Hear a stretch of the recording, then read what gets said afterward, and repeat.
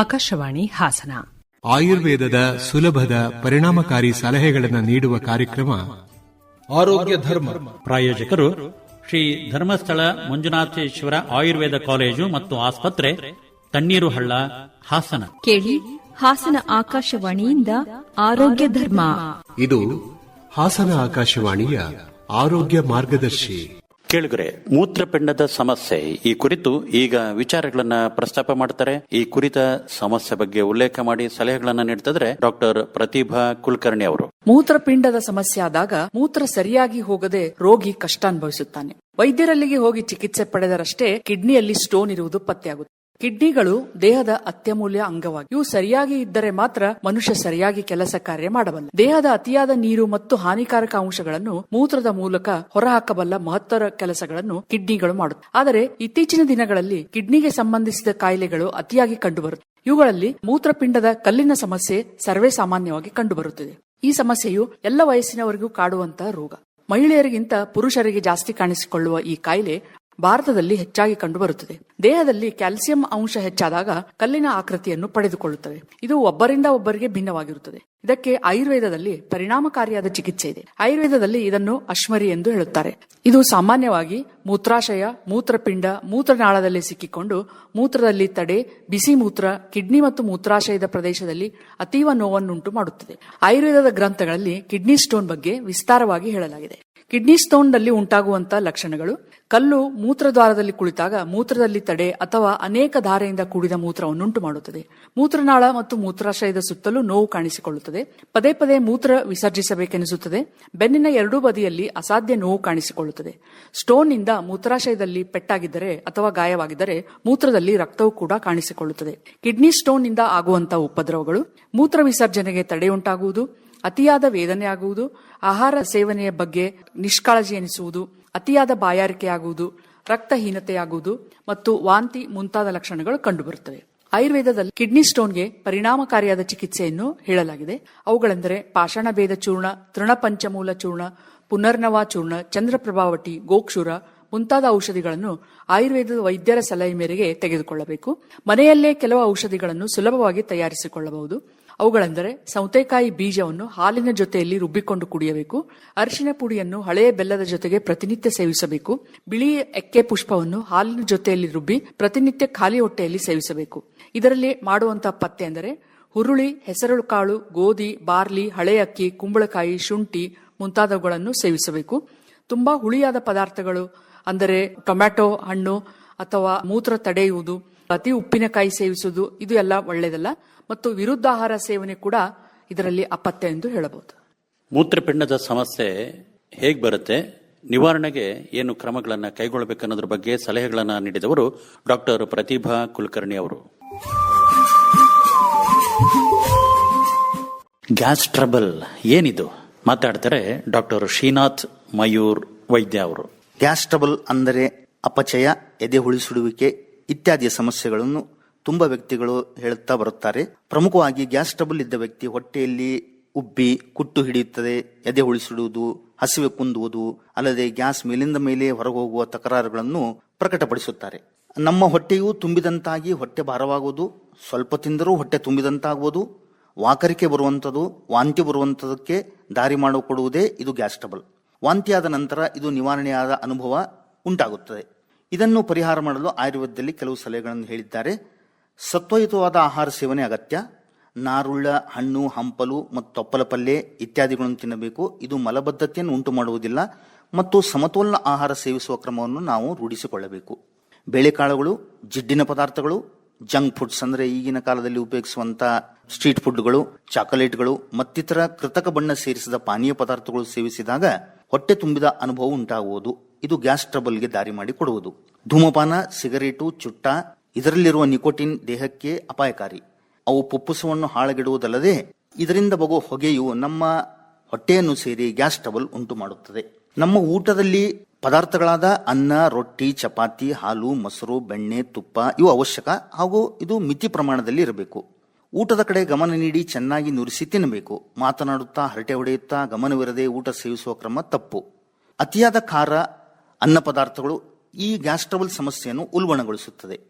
ಇತ್ತೀಚೆಗೆ ನಮ್ಮ ಬದಲಾದ ಜೀವನ ಶೈಲಿ ಕ್ರಮದಲ್ಲಿ ಟಿವಿ ವೀಕ್ಷಿಸುತ್ತಾ ಅಥವಾ ಯಾರದೋ ಜೊತೆಗೆ ಚರ್ಚಿಸುತ್ತಾ ಊಟ ಮಾಡುವುದು, ಗಂಟೆಗಟ್ಟಲೆ ಕಂಪ್ಯೂಟರ್ ಮುಂದೆ ಕುಳಿತುಕೊಂಡು ಕೆಲಸ ಮಾಡುತ್ತಾ ಊಟ ಮಾಡುವುದು, ಆತಂಕದ ಭರದಲ್ಲಿ ಆಹಾರ ಸೇವನೆ, ಮಧ್ಯಾಹ್ನ ಚಿಕ್ಕ ಚಿಕ್ಕ ಡಬ್ಬಿಗಳಲ್ಲಿ ತುಂಬಿಕೊಂಡು ಬರುವ ಆಹಾರ ಸೇವನೆ ಹೀಗೆಲ್ಲ ಮಾಡುವುದರಿಂದ ಗ್ಯಾಸ್ ಟ್ರಬಲ್ ಇವೆಲ್ಲ ಹೆಚ್ಚಿಗೆ ಮಾಡುವ ಅಂಶಗಳಾಗಿವೆ. ಗಜ್ಜರೆ ಮತ್ತು ಸವತೆ, ಮೆಂತ್ಯ ಸೊಪ್ಪು, ಪುದೀನ, ಹಸಿರು ತರಕಾರಿ ಸೇವಿಸಿದರೆ ಉತ್ತಮ. ಮುಖ್ಯವಾಗಿ ಮಜ್ಜಿಗೆ, ಮೆಣಸಿನ ಪುಡಿ, ಜೀರಿಗೆ ಪುಡಿ ಇತ್ಯಾದಿಗಳನ್ನು ನಮ್ಮ ಊಟದಲ್ಲಿ ಆಹಾರವಾಗಿ ಉಪಯೋಗಿಸಬಹುದು. ಇದರಿಂದ ಗ್ಯಾಸ್ ಟ್ರಬಲ್ ಸಮಸ್ಯೆ ಕಡಿಮೆಯಾಗುತ್ತದೆ.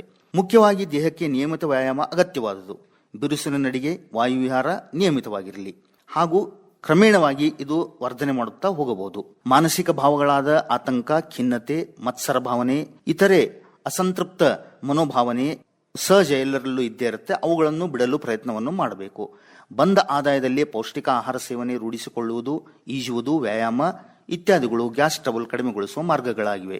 ಮತ್ತೊಂದು, ಮಧುಮೇಹಿಗಳು ರಕ್ತದಲ್ಲಿ ಸಕ್ಕರೆ ಮಟ್ಟ ಸಹಜ ಮಟ್ಟದಲ್ಲಿ ನಿಯಂತ್ರಿಸಿ ವೈದ್ಯರ ಸಲಹೆ ಸೂಚನೆಗಳನ್ನು ತೆಗೆದುಕೊಂಡು ಪಥ್ಯಾಹಾರಗಳನ್ನು ಸೇವಿಸುವುದರಿಂದ ಗ್ಯಾಸ್ ಟ್ರಬಲ್ ಬಾರದಂತೆ ಜೀವನ ನಡೆಸಬಹುದು.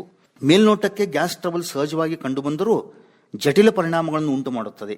ಉಪಚಾರ ಉಪಾಯಗಳನ್ನು ಅರಿತು ವೈದ್ಯರ ಸಲಹೆ ಮೇರೆಗೆ ಕ್ರಮಬದ್ಧ ಜೀವನ ಶೈಲಿಯಲ್ಲಿ ಬಾಳುತ್ತಾ ಸಾಗಿದರೆ ನಮ್ಮ ಆರೋಗ್ಯ ನಮ್ಮ ಕೈಯಲ್ಲೇ ಇದೆ. ಕೆಳಗರೆ ಗ್ಯಾಸ್ ಟ್ರಬಲ್ ಹೆಸರು ಹೇಳುವಂತೆ ಟ್ರಬಲ್ಲೇ. ಇದನ್ನ ದೂರ ಇಡ್ಲಿಕ್ಕೆ ಏನು ಕ್ರಮಗಳನ್ನು ಅನುಸರಿಸಬೇಕನ್ನೋದ್ರ ಬಗ್ಗೆ ಮಾತಾಡಿದವರು ಡಾಕ್ಟರ್ ಶ್ರೀನಾಥ್ ಮಯೂರ್ ವೈದ್ಯ ಅವರು. ಚರ್ಮ ಕಾಯಿಲೆಗಳಿಗೆ ಕಾರಣಗಳು ಈ ಕುರಿತು ಈಗ ಮಾತಾಡ್ತಿದ್ದಾರೆ ಡಾಕ್ಟರ್ ಸೋನಿಯಾ MP ಅವರು. ಸಾಮಾನ್ಯವಾಗಿ ಚರ್ಮ ಕಾಯಿಲೆ ಒಮ್ಮೆ ಬಂದಲ್ಲಿ ಪದೇ ಪದೇ ಬರುತ್ತಿರುತ್ತದೆ. ಇದರ ಬಗ್ಗೆ ನಾವು ಆಯುರ್ವೇದದಲ್ಲಿ ಚರ್ಚಿಸೋಣ. ಚರ್ಮ ರೋಗಗಳು ಹಲವಾರು ಕಾರಣಗಳಿಂದ ಉಂಟಾಗಬಹುದು. ಇವು ದೇಹದ ಒಳಗಿನ ಮತ್ತು ಹೊರಗಿನ ಕಾರಣಗಳಿಂದ ಉದ್ಭವಿಸಬಹುದು. ಕೆಲವು ಪ್ರಮುಖ ಕಾರಣಗಳು ದೂಷಿತ ಆಹಾರ ಮತ್ತು ಪಾನೀಯಗಳು. ಆಹಾರದಲ್ಲಿ ಅತಿಯಾಗಿ ಎಣ್ಣೆ ಪದಾರ್ಥ, ಮೊಸರು, ಮೊಟ್ಟೆ, ಹಾಲು, ಚಾಕೊಲೇಟ್, ಖಾರದ ಪದಾರ್ಥಗಳು ಮತ್ತು ಮದ್ಯ ಸೇವನೆ ಚರ್ಮದ ಮೇಲೆ ದುಷ್ಪರಿಣಾಮ ಬೀರುತ್ತದೆ. ಹಾರ್ಮೋನಲ್ ಬದಲಾವಣೆಗಳು, ಸ್ತ್ರೀ ಮೂರ್ತಿಯಲ್ಲಿನ ಗರ್ಭಕೋಶ, ಗರ್ಭಧಾರಣೆ ಅಥವಾ ಇತರ ಹಾರ್ಮೋನಲ್ ಬದಲಾವಣೆಗಳು ಚರ್ಮದ ಮೇಲಿನ ಸಮಸ್ಯೆಗಳನ್ನು ಉಂಟುಮಾಡಬಹುದು. ಮೈಕ್ರೋಬಿಯಲ್ ಸಂಕ್ರಮಣ, ಬ್ಯಾಕ್ಟೀರಿಯಾ, ವೈರಸ್ ಮತ್ತು ಫಂಗಸ್ಗಳು ಚರ್ಮದ ಮೇಲ್ವಿಚಾರಣೆಗೆ ಕಾರಣವಾಗಬಹುದು. ಹೈಜಿನ್ ಕೊರತೆ, ದೇಹವನ್ನು ಸರಿಯಾಗಿ ಶುಚಿಗೊಳಿಸದಿದ್ದರೆ ಅಥವಾ ಪ್ರತಿನಿತ್ಯ ಸ್ನಾನ ಮಾಡದೇ ಇರುವುದು, ರಾಸಾಯನಿಕಗಳ ಬಳಕೆಯ ನಂತರ ಸರಿಯಾಗಿ ಸ್ವಚ್ಛವಾಗದೇ ಇರುವುದು ಚರ್ಮ ಕಾಯಿಲೆಗೆ ಕಾರಣವಾಗುತ್ತದೆ. ಪ್ರಾಕೃತಿಕ ಪರಿಸರ ಮತ್ತು ಮಾಲಿನ್ಯ, ಅತಿಯಾದ ಬಿಸಿಲು, ಧೂಳು, ಕಾರ್ಬನ್ ಡೈಆಕ್ಸೈಡ್ ಮತ್ತು ಗಾಳಿ ಮಾಲಿನ್ಯವು ಚರ್ಮದ ಮೇಲಿನ ಹಾನಿಗೆ ಕಾರಣವಾಗಬಹುದು. ಅತಿಯಾದ ಮಾನಸಿಕ ಒತ್ತಡ, ಆತಂಕ, ಚಿಂತೆ ಮತ್ತು ಕೋಪ ಚರ್ಮರೋಗ ಪ್ರಾರಂಭವಾಗುವುದಕ್ಕೆ ಕಾರಣವಾಗಬಹುದು. ಅಲರ್ಜಿ, ಕೆಲವರಿಗೆ ಕೆಲ ಆಹಾರಗಳು, ತರಕಾರಿಗಳು, ಸೌಂದರ್ಯ ಉತ್ಪನ್ನಗಳು, ಔಷಧಿಗಳು, ಪಾರ್ಥೇನಿಯಂ ಗಿಡಗಳು, ಮಾರ್ಜಕಗಳು ಚರ್ಮರೋಗವನ್ನು ಉಂಟು ಮಾಡಬಹುದು. ಜನ್ಮಜಾತಿ ಅಥವಾ ಕೌಟುಂಬಿಕ ಇತಿಹಾಸ, ಕೆಲವು ಚರ್ಮ ರೋಗಗಳು ಜೀವನದ ಪ್ರಾರಂಭದಿಂದ ಅಥವಾ ಕೌಟುಂಬಿಕ ಇತಿಹಾಸದಿಂದ ಬರುತ್ತದೆ. ಉದಾಹರಣೆಗೆ ಎಕ್ಸಿಮಾ, ಸೋರಿಯಾಸಿಸ್. ವೈದ್ಯಕೀಯ ಜಗತ್ತಿನಲ್ಲಿ ಒಂದು ಹಾಸ್ಯವಿದೆ. ಚರ್ಮ ರೋಗದ ತಜ್ಞರಿಗೆ ಯಾವುದೇ ರೀತಿಯ ರಾತ್ರಿ ತೊಂದರೆ ಕೊಡುವ ರೋಗಿಯೂ ಇರುವುದಿಲ್ಲ. ಹಾಗೆ ಚರ್ಮರೋಗ ಬೇಗ ಗುಣವೂ ಹೊಂದುವುದಿಲ್ಲ ಮತ್ತು ಪದೇ ಪದೇ ಬರುತ್ತಿರುತ್ತದೆ. ಇದರಿಂದ ಹೊರಬರಲು ಆಯುರ್ವೇದದಲ್ಲಿ ಪಂಚಕರ್ಮ ಚಿಕಿತ್ಸೆ ಇದೆ. ಇದರ ಚಿಕಿತ್ಸೆ ಪಡೆಯುವುದರಿಂದ ರೋಗವು ಗುಣ ಹೊಂದುತ್ತದೆ, ಜೊತೆಗೆ ಮತ್ತೆ ಬರುವುದಿಲ್ಲ. ಚರ್ಮ ಕಾಯಿಲೆಗಳಿಗೆ ಕಾರಣಗಳು ಈ ಬಗ್ಗೆ ಮಾತಾಡಿದವರು ಡಾಕ್ಟರ್ ಸೋನಿಯಾ MP ಅವರು. ಮಂಡಿ ನೋವು ಅನೇಕರಿಗೆ ಕಾಣಿಸಿಕೊಂಡಿದೆ ಅಲ್ವಾ? ಪರಿಹಾರ ಏನು ಅಂತ ಅನ್ಕೊಂಡು ಈಗ ಮಾತಾಡ್ತಿದ್ದಾರೆ ಡಾಕ್ಟರ್ ವಸಂತ ಅವರು. ನಮ್ಮ ದೇಶದಲ್ಲಿ 30-40% ಜನರು ಈ ಕಾಯಿಲೆಯಿಂದ ಬಳಲುತ್ತಿದ್ದಾರೆ. ಇದು ಹೆಚ್ಚಾಗಿ ಹೆಣ್ಣು ಮಕ್ಕಳಲ್ಲಿ ಕಂಡುಬರುತ್ತೆ. ಇದು ಎಲುಬುಗಳ ತುದಿಗಳನ್ನು ರಕ್ಷಿಸುವ ಕಾರ್ಟಿಲೇಜ್ನ ಸವೆತದಿಂದಾಗಿ ಉಂಟಾಗುತ್ತದೆ. ರೋಗ ಲಕ್ಷಣಗಳನ್ನು ಸಾಮಾನ್ಯವಾಗಿ ನಿರ್ವಹಿಸಬಹುದಾದರೂ ಕೀಲುಗಳಿಗೆ ಉಂಟಾದ ಹಾನಿಯನ್ನು ತಡೆಹಿಡಿಯಲು ಸಾಧ್ಯವಿಲ್ಲ. ಸಕ್ರಿಯ ಆಗಿರೋದು ಅಂದರೆ ಹಿತಮಿತವಾಗಿ ಓಡಾಡಿಕೊಂಡಿರೋದು, ತೂಕದ ಆರೋಗ್ಯವನ್ನು ಕಾಪಾಡಿಕೊಳ್ಳುವುದು ಮತ್ತು ಕೆಲವು ಚಿಕಿತ್ಸೆಯನ್ನು ಪಡೆಯುವುದು ದೇಹದ ಪ್ರಗತಿಯನ್ನು ಅಥವಾ ರೋಗದ ಪ್ರಗತಿಯನ್ನು ಮಂದಗತಿಯಲ್ಲಿ ಮಾಡಲು ಹಾಗೂ ನೋವು ಮತ್ತು ಮಂಡಿಯ ಕಾರ್ಯಕ್ಷಮತೆಯನ್ನು ಸುಧಾರಿಸಲು ಸಹಾಯ ಮಾಡುತ್ತದೆ. ರೋಗದ ಅಪಾಯ ಹೆಚ್ಚಿಸೋ ತತ್ವಗಳು ಏನಪ್ಪಾ ಅಂದರೆ ಮನುಷ್ಯನ ವಯಸ್ಸು, ಇದು ವಯಸ್ಸಿನೊಂದಿಗೆ ಮೂಳೆಯ ಸವೆತ ಜಾಸ್ತಿ ಆಗ್ತಾ ಹೋಗುತ್ತೆ. ಮತ್ತೆ ಲಿಂಗಗಳಲ್ಲಿ ಬಂದಾಗ ಪುರುಷರಿಗಿಂತ ಮಹಿಳೆಯರು ಇದಕ್ಕೆ ಸಾಮಾನ್ಯವಾಗಿ ತುತ್ತಾಗ್ತಾರೆ. ಯಾಕಂತ ಹೇಳಿದ್ರೆ ಅವ್ರಿಗೆ ವಯಸ್ಸಾಗ್ತಾ ಅವ್ರದ್ದು ಹಾರ್ಮೋನ್ ಇಂಬ್ಯಾಲೆನ್ಸ್ ಆಗ್ಬೋದು. ಅದರಿಂದ ಈಸ್ಟ್ರೋಜನ್ ಲೆವೆಲ್ ಕಮ್ಮಿ ಆಗಿ ಕ್ಯಾಲ್ಸಿಯಂ ಕಮ್ಮಿ ಆಗಿ ಕೂಡ ಮಂಡಿ ನೋವು ಅಥವಾ ಮೂಳೆಗಳ ನೋವು ಕಾಣಿಸ್ಕೊಳ್ಳುತ್ತೆ. ಅತಿಯಾಗಿ ತೂಕ ಇರೋರು ಇಡೀ ದೇಹದ ಭಾರ ಇಡೀ ಮಂಡಿ ಮೇಲೆ ಬೀಳೋದ್ರಿಂದಾಗಿ ಈ ಮಂಡಿ ಜಾಯಿಂಟ್ಗೆ ಜಾಸ್ತಿ ಕೆಲಸ ಆಗಿ ಅದಕ್ಕೆ ಈ ಕಾಯಿಲೆ ಜಾಸ್ತಿ ಕಾಣಿಸ್ಕೊಳ್ಳುತ್ತೆ. ಮತ್ತೆ ನಾವು ಓಡಾಡಬೇಕಾಗಿದ್ರೆ ಅಥವಾ ಜಸ್ಟ್ ನಡೆದಾಡಬೇಕಾಗಿದ್ರೆ ಮಂಡಿಗೆ ಆದ ಒಳೆಪಟ್ಟುಗಳಿಂದ ಕೂಡ ಈ ಆಸ್ಟಿಯೋ ಆರ್ಥ್ರೈಟಿಸ್ ಅಥವಾ ನೀ ಆರ್ಥ್ರೈಟಿಸ್ ಕಾಣಿಸ್ಕೊಳ್ಳುತ್ತೆ. ಡಯಾಬಿಟಿಸ್ ಇರಬಹುದು ಅಥವಾ ಹೈಪರ್ಟೆನ್ಷನ್ ಇರಬಹುದು, ಇದರಿಂದಾಗಿ ಕೂಡ ಈ ಕಾಯಿಲೆ ಸ್ವಲ್ಪ ತೀವ್ರತೆ ಜಾಸ್ತಿ ಇದೆ. ಈ ರೋಗ ಲಕ್ಷಣಗಳು ಏನಪ್ಪಾ ಅಂದ್ರೆ ಸಂಧಿಯ ಒಳಭಾಗ ಮತ್ತೆ ಸುತ್ತಮುತ್ತ ಊತ ಕಾಣಿಸ್ಕೊಳ್ಳುವಂಥದ್ದು, ಮತ್ತೆ ಸಂಧಿ ಸುತ್ತಮುತ್ತ ಬಿಸಿ ತಾಪಮಾನ ಜಾಸ್ತಿ ಆಗೋದು. ಸಾಮಾನ್ಯವಾಗಿ ಇದು ಬೆಳಗ್ಗೆ ಹೊತ್ತು ಒಂದು 30 ನಿಮಿಷಕ್ಕಿಂತ ಜಾಸ್ತಿ ಕೂತು ಎದ್ದೇಳ್ಬೇಕು ಕೂಡ ನೋವು ಜಾಸ್ತಿಯಾಗಿ ಕಾಣಿಸ್ಕೊಳ್ಳುತ್ತೆ. ಮತ್ತೆ ನಡೆಗಾಡಬೇಕಾಗಿದ್ರೆ ಕಷ್ಟ ಆಗತ್ತೆ. ಮತ್ತೆ ನಾವು ಕೂತಾಗ ಮತ್ತೆ ನಡೆದಾಡಬೇಕಾಗಿದ್ರೆ ಕಟಕಟ ಅಂತ ಶಬ್ದ ಬರುತ್ತೆ. ಯಾಕೆ ಚಿಕಿತ್ಸೆ ಮಾಡಬೇಕು? ನಾವು ಮೇನ್ ಆಗಿ ಇದರಲ್ಲಿ ಮೂಳೆನ ಬಲಪಡಿಸೋದು ಮತ್ತೆ ಸ್ನಾಯುಗಳನ್ನ ಬಲಪಡಿಸೋಕೆ ಚಿಕಿತ್ಸೆ ಬೇಕೇ ಬೇಕು. ಬಾಹ್ಯ ಮತ್ತು ಆಭ್ಯಂತರ ಸ್ನೇಹನ ಚಿಕಿತ್ಸಾ, ಅದೇ ಬಸ್ತಿ ಚಿಕಿತ್ಸಾ, ಜಾನು ಚಿಕಿತ್ಸಾ ಅಂದ್ರೆ ನಮ್ಮ ಮಂಡಿಗೆ ಕೊಡುವಂತ ಚಿಕಿತ್ಸೆಗೆ ಜಾನು ಚಿಕಿತ್ಸಾ ಅಂತೀವಿ. ಮತ್ತೆ ಉಪನಾಹ, ಜಾನು ಉಪನಾಹ, ಮತ್ತೆ ನಾವು ಕೆಲವು ತೈಲಯುಕ್ತ, ಸ್ನೇಹಯುಕ್ತ ಮತ್ತೆ ನಮ್ಮ ಔಷಧೀಯ ಗುಣಗಳ ಯುಕ್ತ ಲೇಪ ಮಾಡಿ ಆ ಮಂಡಿ ಸುತ್ತ ಕಟ್ತೇವೆ, ಅದನ್ನ ಜಾನು ಉಪನಾಹ ಅಂತ ಹೇಳ್ತೀವಿ. ಮತ್ತೆ ಅಗ್ನಿಕರ್ಮ, ಮತ್ತೆ ಆಂತರಿಕ ಚಿಕಿತ್ಸೆ ಹೇಳೋದಾದ್ರೆ ಘೃತ, ತೈಲ ಮತ್ತೆ ಕಷಾಯ ಮಾತ್ರೆಗಳನ್ನ ಈ ಕಾಯಿಲೆಗೆ ಕೊಡಲಾಗುತ್ತದೆ. ಮತ್ತೆ ಕೆಲವು ಜೀವನ ಶೈಲಿಯಲ್ಲಿ ಬದಲಾವಣೆಗಳನ್ನ ಮಾಡ್ಕೊಳ್ಬೇಕಾಗಿರುತ್ತೆ. ಏನ್ ಮಾಡ್ಕೋಬೇಕಪ್ಪ, ನಾವು ವಯಸ್ಸಾಗ್ತಾ ನಾವು ಅದೇ ರೀತಿ ಹುಮ್ಮಸ್ಸಿಂದ ನಡಿಬಾರ್ದು, ನಿಧಾನಕ್ಕೆ ಎದ್ದೇಳಬೇಕು, ಮತ್ತು ಅರ್ಜೆಂಟ್ ಆಗಿ ನಾವು ಓಡಾಡಬಾರ್ದು. ಮತ್ತು ಪಥ್ಯಗಳು ಬಂದಾಗ ಹೊಸ ಅಕ್ಕಿಗಳನ್ನ ಬಳಸಬಾರ್ದು, ದಪ್ಪ ಅಕ್ಕಿ, ಪಾಲಿಶ್ ಮಾಡದ ಅಕ್ಕಿ ಧಾನ್ಯಗಳನ್ನ ಬಳಸಬೇಕು. ತರಕಾರಿಗಳಲ್ಲಿ ಯಾವಾಗಲೂ ಸ್ಥಳೀಯವಾಗಿ ಸಿಗುವಂತ ತರಕಾರಿಗಳನ್ನ ಬಳಸೋದು ಉತ್ತಮ. ಅಂದ್ರೆ ನುಗ್ಗೆಕಾಯಿ, ಹಾಗಲಕಾಯಿ, ಪಡವಲಕಾಯಿ. ಮತ್ತೆ ಕಾಳುಗಳಲ್ಲಿ ಬಂದಾಗ ಹೆಸರು ಕಾಳು ಬಳಸಿದ್ರೆ ತುಂಬಾ ಉಪಯುಕ್ತ. ತೈಲ ಅಭ್ಯಂಗ, ಶರೀರವನ್ನು ಬಿಸಿಲಿಗೆ ಒಡ್ಡುವಿಕೆ ಮತ್ತೆ ಆಯುರ್ವೇದ ಚಿಕಿತ್ಸೆಯಿಂದ ಮಂಡಿ ನೋವು ಸಂಪೂರ್ಣವಾಗಿ ಗುಣಮುಖ ಮಾಡಬಹುದು. ಮಂಡಿ ನೋವು ಎಲ್ಲರಿಗೂ ಪರಿಚಯ ಅಲ್ವಾ? ಆದ್ರೆ ಇದನ್ನು ಹೇಗೆ ನಿರ್ವಹಣೆ ಮಾಡಬೇಕು ಮತ್ತು ಬಾರದಂಗೆ ಹೇಗೆ ನೋಡ್ಕೊಳ್ಬೇಕು, ಬಂದ್ಮೇಲೆ ಹೇಗೆ ಗಮನಿಸಬೇಕು ಅನ್ನೋದ್ರ ಬಗ್ಗೆ ಮಾತಾಡಿದವರು ಡಾಕ್ಟರ್ ವಸಂತ ಅವರು. ಮಕ್ಕಳಲ್ಲಿ ಹಲ್ಲು ಬರುವಾಗ ಆಗುವ ತೊಂದರೆಗಳು ಹಾಗೆ ಅವುಗಳನ್ನು ಹೇಗೆ ನಿಭಾಯಿಸಬೇಕನ್ನೋದ್ರ ಬಗ್ಗೆ ಈಗ ಮಾತಾಡ್ತಿದ್ದಾರೆ ಡಾಕ್ಟರ್ ವಿಜಯಲಕ್ಷ್ಮಿ ಮಲ್ಲಣ್ಣನವರು. ಹಲ್ಲೊಡೆಯುವುದು ನಿಮ್ಮ ಮಗುವಿನ ನೋವು ಮತ್ತು ಕಿರಿಕಿರಿ ಉಂಟು ಮಾಡುವ ಒಂದು ಬೆಳವಣಿಗೆಯ ಅವಧಿ. ಹಲ್ಲು ಹುಟ್ಟುವುದು ನಿಮ್ಮ ಮಗುವಿನ ಜೀವನದಲ್ಲಿ ಒಂದು ಪ್ರಮುಖ ಮೈಲುಗಲ್ಲಾಗಿದೆ. ಕೆಲವು ಮಕ್ಕಳು ಈ ಹಂತವನ್ನು ಯಾವುದೇ ಸಮಸ್ಯೆ ಇಲ್ಲದೆ ದಾಟಬಹುದು, ಆದರೆ ಕೆಲವರಲ್ಲಿ ಸಾಕಷ್ಟು ತೊಂದರೆಗಳನ್ನು ಉಂಟು ಮಾಡಬಹುದು. ಹಲ್ಲು ಬರುವ ಅವಧಿಯು ಒಂದೊಂದು ಮಗುವಿನಲ್ಲಿ ಒಂದೊಂದು ತರಹ. ಒಂದೊಂದು ಮಗುವಿಗೆ 3 ತಿಂಗಳಲ್ಲಿಯೇ ಹಲ್ಲು ಬರಬಹುದು, ಇನ್ನೊಂದಕ್ಕೆ ವರ್ಷವಾದರೂ ಹಲ್ಲು ಕಾಣಿಸದೇ ಇರಬಹುದು. ಸಾಮಾನ್ಯವಾಗಿ 8 ತಿಂಗಳಿಗೆ ಹಲ್ಲು ಬಂದರೆ ಪ್ರಶಸ್ತ ಎಂದು ಆಯುರ್ವೇದದಲ್ಲಿ ಹೇಳಲಾಗಿದೆ. ಎಲ್ಲ ಮಕ್ಕಳಲ್ಲಿ ಹಲ್ಲು ಬರುವ ಅವಧಿಯಲ್ಲಿ ಒಂದಲ್ಲ ಒಂದು ತೊಂದರೆ ಕಾಣಿಸಿಕೊಳ್ಳುತ್ತದೆ. ಹಾಗಾದರೆ ಅವುಗಳೇನೆಂದು ತಿಳಿಯೋಣ. ಸಾಮಾನ್ಯವಾಗಿ ಮಕ್ಕಳಲ್ಲಿ ವಾಂತಿ, ಭೇದಿ, ಜ್ವರ, ಕೆಮ್ಮು, ಶೀತ ಹಾಗೂ ಕಣ್ಣಿನಲ್ಲಿ ನೋವು, ಕಣ್ಣಿನಿಂದ ನೀರು ಬರುವುದು ಇತ್ಯಾದಿ. ಹಲ್ಲು ಬರುವ ಅವಧಿಯಲ್ಲಿ ಮಗುವಿನ ಪ್ರತಿರೋಧಕ ಶಕ್ತಿ ಕುಗ್ಗಿರುವುದರಿಂದ ಕೆಲವು ಕಾಯಿಲೆಗಳು ಕಾಣಿಸುವುದು ಸ್ವಾಭಾವಿಕ. ಈ ಹಲ್ಲು ಹುಟ್ಟುವಾಗ ಉಂಟಾಗುವ ತೊಂದರೆಗಳಿಂದ ಹಾಗೂ ಅವುಗಳಿಗೆ ಪರಿಹಾರ ಏನೆಂದು ತಿಳಿಯೋಣ.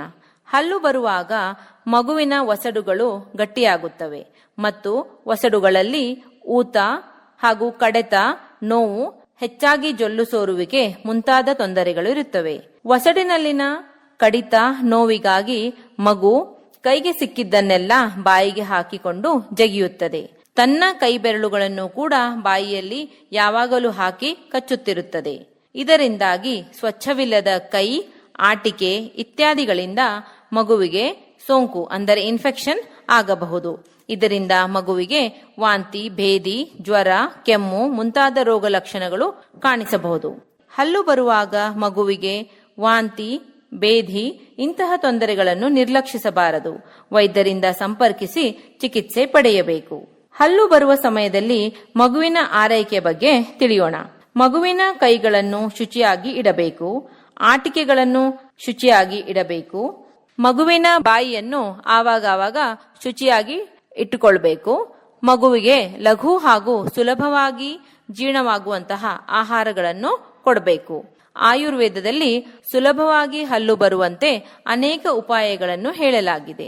ಪಿಪ್ಪಲಿ, ಯಷ್ಟಿಮಧು, ಬಜೆ ಇವುಗಳ ಪುಡಿಗಳನ್ನು ಸ್ವಲ್ಪ ಪ್ರಮಾಣದಲ್ಲಿ ತೆಗೆದುಕೊಂಡು ಅದಕ್ಕೆ ಜೇನುತುಪ್ಪವನ್ನು ಬೆರೆಸಿ ಮೃದುವಾಗಿ ಮಕ್ಕಳ ವಸಡುಗಳನ್ನು ಮಸಾಜ್ ಮಾಡಬೇಕು. ಇದರಿಂದ ನಿಮ್ಮ ಮಗುವಿನ ಹಲ್ಲು ನೋವು ದೂರವಾಗುತ್ತದೆ ಹಾಗೂ ಹಲ್ಲು ಸರಾಗವಾಗಿ ಬರುತ್ತದೆ.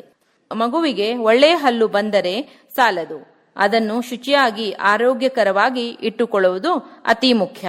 ಮಗುವಿಗೆ 2 ವರ್ಷ ಆಗುವಷ್ಟರಲ್ಲಿ ಅನುಸರಿಸುವ ಶಕ್ತಿ ಬಂದಿರುತ್ತದೆ. ಆಗ ಮಗುವಿಗೆ ಹಲ್ಲು ಸ್ವಚ್ಛಗೊಳಿಸುವ ವಿಧಾನಗಳನ್ನು ತಿಳಿಸಿಕೊಳ್ಳುವುದು ಸೂಕ್ತ. ಮಕ್ಕಳಲ್ಲಿ ಹಲ್ಲು ಬರುವಾಗ ಆಗುವ ತೊಂದರೆಗಳು ಹಾಗೂ ಆರೈಕೆ ಈ ಬಗ್ಗೆ ಇದುವರೆಗೂ ಮಾತನಾಡಿದವರು ಡಾಕ್ಟರ್ ವಿಜಯಲಕ್ಷ್ಮಿ ಮಲ್ಲಣ್ಣನವರು. ಮಧುಮೇಹಕ್ಕೆ ಕಾರಣಗಳು ಮತ್ತು ಅಪಾಯಕಾರಿ ಅಂಶಗಳು ಈ ಬಗ್ಗೆ ಗಮನ ಸೆಳೆತಿದ್ದಾರೆ ಡಾಕ್ಟರ್ ಶ್ರೀನಾಥ್ ವೈದ್ಯ ಅವರು.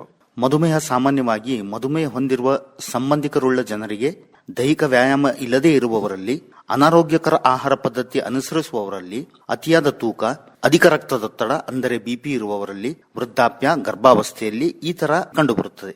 ನಿಮ್ಮ ಮಧುಮೇಹದ ಅಪಾಯ ಮಟ್ಟದ ಬಗ್ಗೆ ನಿಮ್ಮ ವೈದ್ಯರಲ್ಲಿ ಸಮಾಲೋಚಿಸಿ ನಿಮ್ಮ ಅಪಾಯದ ಮಟ್ಟವನ್ನು ಕಡಿಮೆ ಮಾಡಲು ನೀವು ಬದಲಾವಣೆಯನ್ನು ಮಾಡಬಹುದು.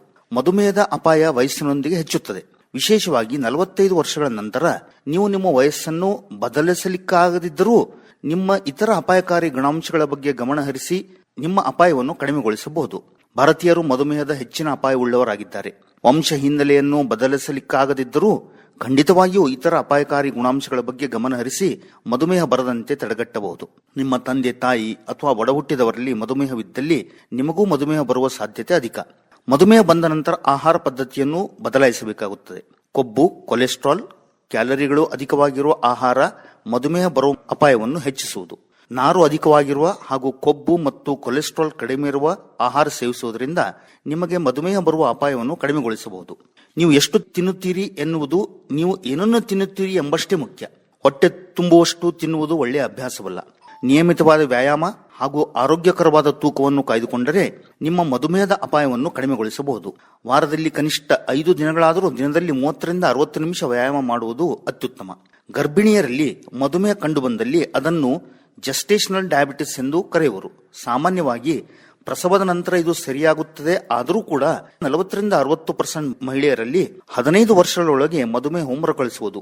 ಮಹಿಳೆಯ ಶರೀರದಲ್ಲಿ ಹಾರ್ಮೋನುಗಳ ಏರುಪೇರಿನಿಂದ ಪಾಲಿಸಿಸ್ಟಿಕ್ ಓವರಿಯನ್ ಸಿಂಡ್ರೋಮ್ ಉಂಟಾಗುತ್ತದೆ. ಇದು ಮಹಿಳೆಯರಿಗೆ 2ನೇ ವಿಧದ ಮಧುಮೇಹ ಬರುವ ಸಾಧ್ಯತೆ ಹೆಚ್ಚು. ಮಧುಮೇಹವನ್ನು ಆರಂಭಿಕ ಹಂತದಲ್ಲಿ ಪತ್ತೆ ಹಚ್ಚುವುದು, ಚಿಕಿತ್ಸೆ ಪಡೆಯುವುದು ಹಾಗೂ ತಡೆಗಟ್ಟುವುದು ಅತ್ಯಂತ ಮುಖ್ಯ. ಇದು ಅನೇಕ ಆರೋಗ್ಯ ಸಂಬಂಧಿತ ಗಂಭೀರ ತೊಂದರೆಗಳಿಗೆ ಕಾರಣವಾಗಬಹುದು. ಕಣ್ಣಿನ ಹಾನಿಯು ಕುರುಡುತನಕ್ಕೆ ಕಾರಣವಾಗಬಹುದು. ಮೂತ್ರಪಿಂಡಗಳ ವೈಫಲ್ಯಕ್ಕೂ ಕಾರಣವಾಗಬಹುದು.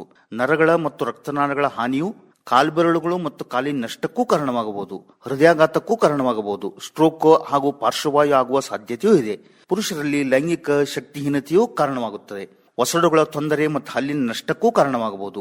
ರಕ್ತದಲ್ಲಿ ಸಕ್ಕರೆ ಮಟ್ಟವನ್ನು ಶಿಫಾರಸು ಮಾಡಿದ ಮೌಲ್ಯಕ್ಕೆ ಅತಿ ಹತ್ತಿರದಲ್ಲಿ ಕಾಯ್ದುಕೊಳ್ಳುವುದರಿಂದ ನೀವು ಮಧುಮೇಹದಿಂದ ಉಂಟಾಗುವ ತೊಂದರೆಗಳನ್ನು ಕಡಿಮೆಗೊಳಿಸಬಹುದು. ಕೇಳಿದ್ರೆ ಚೆನ್ನಾಗಿದ್ದಾವೆ ವಿಚಾರಗಳು.